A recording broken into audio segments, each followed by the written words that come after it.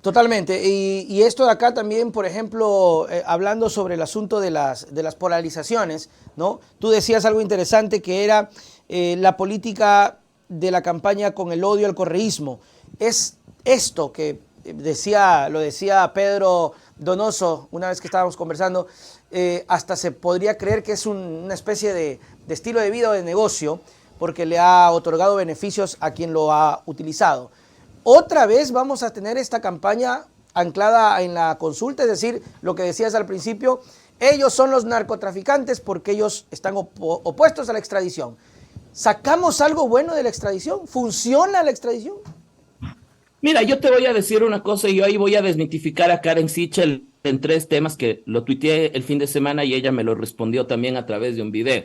Primero, el proceso de extradición no depende única y exclusivamente del Estado ecuatoriano. Ya. Podríamos nosotros en un primer momento plantear y establecer, pensemos que pasa la extradición en la norma constitucional. Ya. Para poder extraditar narcotraficantes, crimen organizado, trata de personas hacia los Estados Unidos, no depende del Estado ecuatoriano. Es Estados Unidos quien debería solicitar la extradición de los presuntos delincuentes que hubiesen cometido crímenes transnacionales en los Estados Unidos. Ya. ¿Cuántos casos de extradición tiene en este momento Cancillería y la Corte Nacional de Justicia por pedidos de Estados Unidos? Eso es lo que Karen Sichel no le dice al país.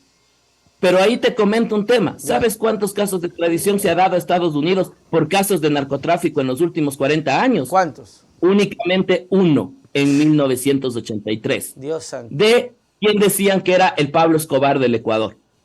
Un proceso de extradición.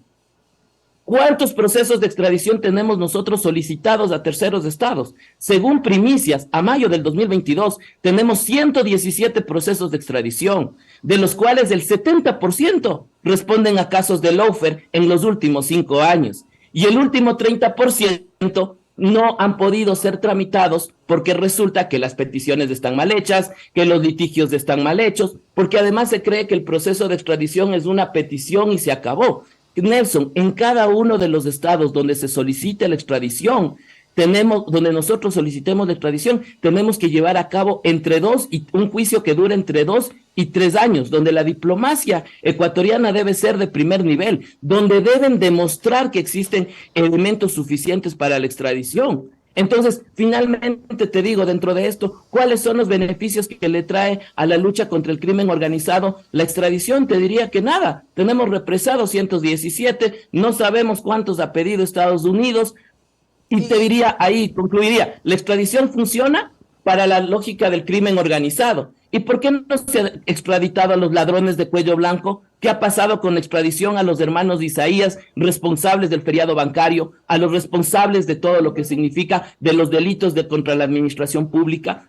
Es decir, nos enfrentamos a un discurso y a una narrativa demagógica. Por eso iniciábamos esta entrevista diciendo que esto es populismo penal. Y tal vez, Fernando, lo que esto podría ocasionar es que quieran traerlo a Correa, o sea, solamente sea eso o tener un ingrediente más, a pesar de que sabemos que es persecución y eso no está admitido, pero lo intentarán. Yo te diría que la extradición a Correa es un tema que va a ir por el tema del lawfare más allá de cualquier tema, porque se ha limitado y la pregunta ha dicho que son crímenes organizados. Pero imagínate qué estulticia, o sea, qué prolijidad con la que se redacta la pregunta, que dice que también se tiene que establecer la extradición para los casos de blanqueado de activos. Oye, ese tipo penal, intento entender que será lavado de activos.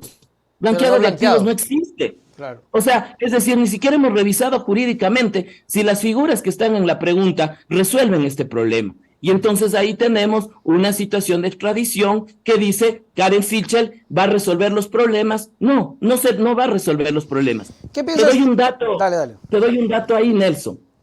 ¿Sabes cuál ha sido el resultado de los procesos de extradición de Colombia hacia los Estados Unidos y de México hacia Estados Unidos? En el caso de Colombia, 6,000 falsos positivos. En el caso de México, 3,000 falsos positivos. En este momento, un pescador inocente que fue confundido como narcotraficante está detenido en los Estados Unidos. Este ciudadano pescador, aparte de estar detenido, está siendo violado en las cárceles de Estados Unidos. Y Cancillería no ha hecho nada. Esa es la realidad de las extradiciones, de los juzgamientos en Estados Unidos. ¿Qué ha pasado con el caso Nelson Serrano? Básicamente donde también existen graves violaciones de derechos humanos y el Estado ecuatoriano no ha hecho nada por un connacional. Imagínate ante qué nos estamos enfrentando. Lamentable, terrible. Marixa Carrillo, no queremos la consulta. Con todo esto, Luis Fernando, ¿crees que tenga buen puerto la consulta popular? ¿Crees que al final la gente, porque hablaba con muchos amigos y decía, es que la gente al final va a decir, no, yo no quiero que me llamen narco, así que voy a votar que sí. Es que la pregunta esta dice que van a ayudar a las comunidades donde exista el recurso, yo voy a votar que sí. Es que acá dice esto, yo voy a votar que sí. ¿Crees que al final la gente va a decidirse por cosas superficiales? Yo creo que al final la consulta termina siendo históricamente un termómetro de aceptación del gobierno. ¿No? Recordarás que en el 85, cuando Febres Cordero planteó el tema de los asambleístas independientes, los diputados independientes, no pasó. Lo mismo ocurrió, con el tema de Sixto Durán Ballén. Lenin Moreno, voy a analizar fríamente, gana la consulta popular con un 70% de aprobación gracias a la traición y a la unificación de la derecha. Claro. Pero en este momento que tienes un gobierno caído, yo creería en este momento que lo que menos existe es el tema es un tema de aceptación por la baja credibilidad del gobierno. Es decir, nadie va a apoyar eso, es decir, nadie va a salir, yo apoyo a Lazo, voten sí, le va a dar vergüenza.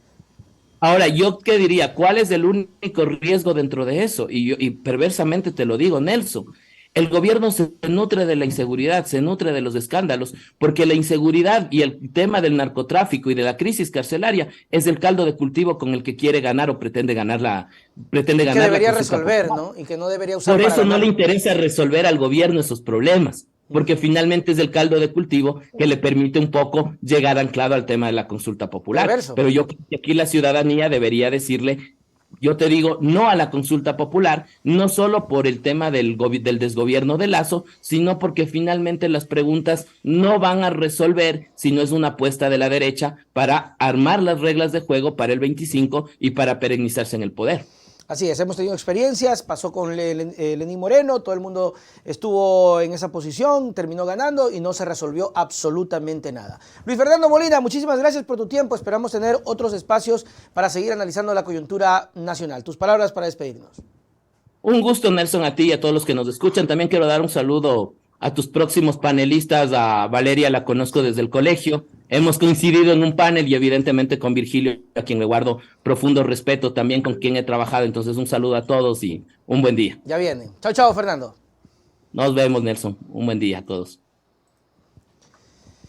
Muy bien, estuvo nuestro primer invitado del día de hoy. Gracias de verdad por compartir. Creo que es súper importante e interesante tener todas estas posturas.